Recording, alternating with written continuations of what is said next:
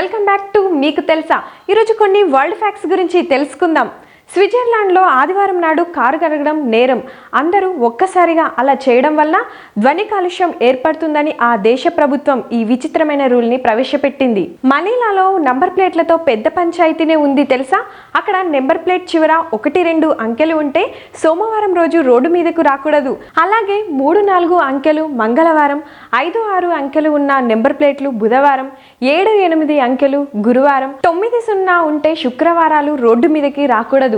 ఈ వింత చట్టానికి కారణం ఏంటో తెలుసా? ట్రాఫిక్. టాక్సీ మాట్లాడుకున్నప్పుడు దాని డ్రైవర్ తాగి ఉన్నాడా లేదా అనే విషయం ఆ టాక్సీ ఎక్కిన ప్యాసింజర్ తప్పక పరిశీలించుకోవాలి.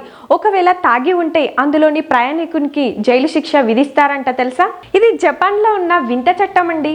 కనీసం ఇలా అయిన రోడ్డు ప్రమాదాలను నివారించవచ్చని జపాన్ ప్రభుత్వం ఈ చట్టాన్ని ప్రవేశపెట్టింది. ఇవండి ఈరోజు వరల్డ్ ఫ్యాక్ట్స్. మరిన్ని కొత్త విశేషాలతో మళ్ళీ మీ ముందుకు వచ్చేస్తాను.